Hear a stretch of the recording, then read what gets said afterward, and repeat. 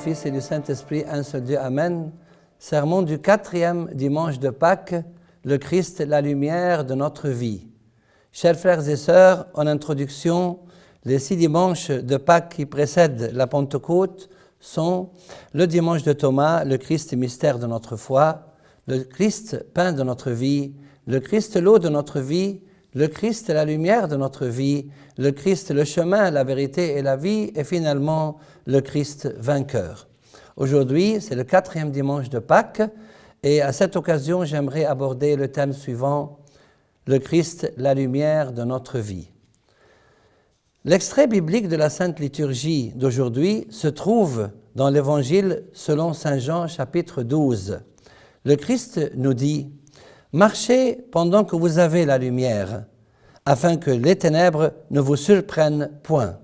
Pendant que vous avez la lumière, croyez en la lumière, afin que vous soyez des enfants de lumière. Je suis venu comme une lumière dans le monde, afin que quiconque croit en moi ne demeure pas dans les ténèbres. » Quelle est cette lumière si ce n'est le Christ qui a dit « Je suis la lumière du monde. Celui qui me suit ne marchera pas dans les ténèbres, mais il aura la lumière de la vie. Pendant que je suis dans le monde, je suis la lumière du monde. Dieu est lumière et qu'il n'y a point en lui de ténèbres.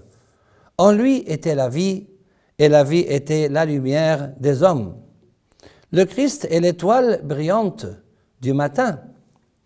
Moi, Jésus, je suis le rejeton et la lignée de David, l'étoile brillante du matin. Dieu est aussi le Père des Lumières. Toute grâce excellente et tout don parfait descendent d'en haut du Père des Lumières, chez lequel il n'y a ni changement ni ombre de variation. Voyons ensemble quelques informations concernant la lumière. Pour l'être humain, la lumière est indispensable à la vision. Le soleil est la source principale de lumière naturelle. Le livre de Malachie nous présente le Seigneur en tant que soleil de la justice. Il nous dit « Mais pour vous qui craignez mon nom, se lèvera le soleil de la justice et la guérison sera sous ses ailes. » Les premières sources artificielles de lumière ont été obtenues par le feu, les lampes à huile, les chandeliers et les bougies. Les lumières électriques sont actuellement les sources les plus courantes de lumière artificielle. Les lampadaires, les spots, les phares, les lampes torches, l'ampoule électrique, le tube fluorescent, les lasers, etc. Les commandements du Seigneur illuminent notre chemin. Ta parole est une lampe à mes pieds et une lumière sur mon sentier. Car le précepte est une lampe et l'enseignement une lumière. Et les avertissements de la correction sont le chemin de la vie. L'Église illumine le monde entier par ses enseignements. Dieu créa le soleil et la lune. Dieu fit les 2 grands luminaires, le plus grand luminaire pour présider au jour et le plus petit luminaire pour présider à la nuit. Le soleil représente le Christ et la lune représente l'Église. Tout, comme la lumière du soleil, se reflète sur la lune, la splendeur du Christ, le soleil de justice, se reflète sur son Église. Dans le livre de l'Apocalypse, l'Église fut représentée par 7 chandeliers d'or.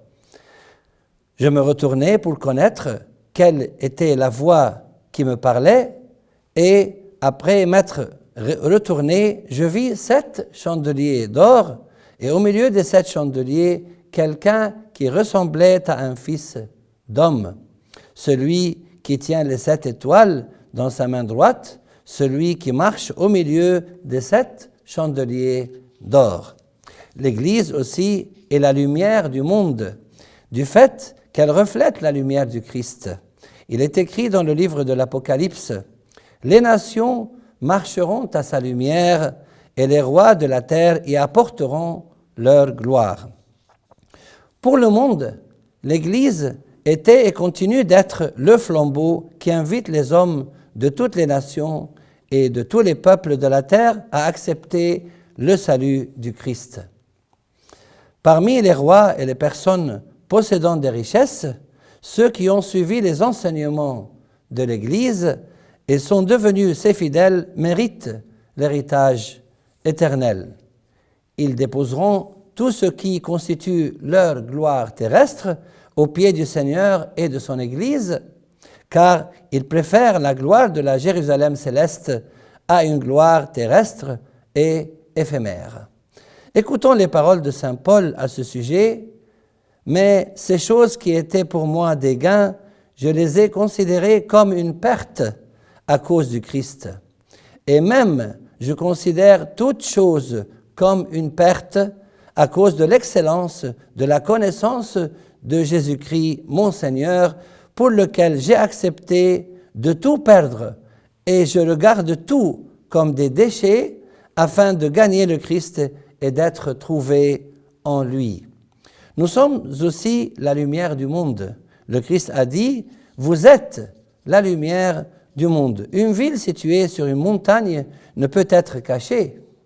Et on n'allume pas une lampe pour la mettre sous le boisseau, mais on la met sur le lampadaire et elle éclaire tous ceux qui sont dans la maison.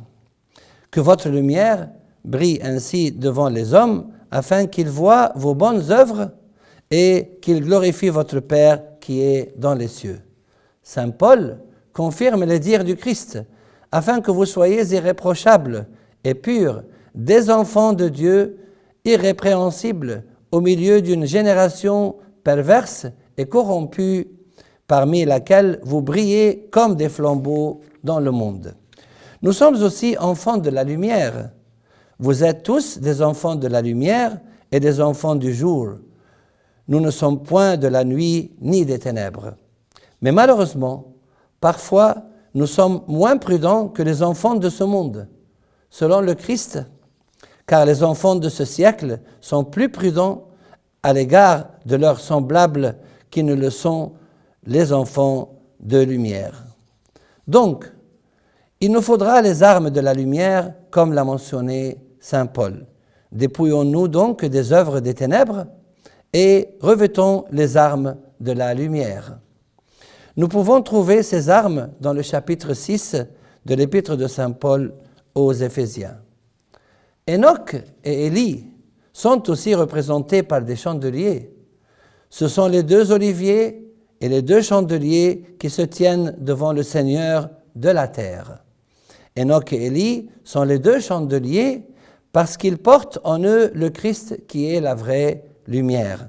Tout comme saint Jean-Baptiste, Jean fut la lampe qu'on allume et qui brille, et vous avez bien voulu vous réjouir pour un moment à sa lumière. Dieu demanda à Moïse de fabriquer un chandelier en or pur et de le mettre dans la tente de la rencontre. Puis tu feras un chandelier en or pur. Ce chandelier était entretenu en permanence par de l'huile d'olive selon l'ordre du Seigneur à Moïse.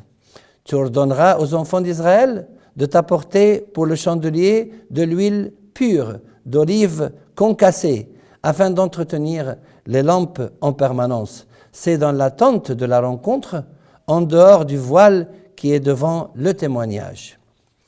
Et comme l'huile d'olive pure qui allumait les chandeliers est le symbole du Saint-Esprit, ainsi les deux chandeliers, Enoch et Élie, ne pourront témoigner que par l'aide du Saint-Esprit qui parlera à travers eux, comme le Christ nous l'a précisé, car ce n'est pas vous qui parlerez, c'est l'Esprit de votre Père qui parlera en vous. Donc, à l'époque de l'Antichrist, Enoch et Élie descendront du ciel et avec l'aide du Saint-Esprit qui vit en eux, ils soutiendront l'Église dans sa mission divine qui consiste à témoigner dans ce monde corrompu, telle la lumière du monde. Saint Paul exprime cet événement de la manière suivante.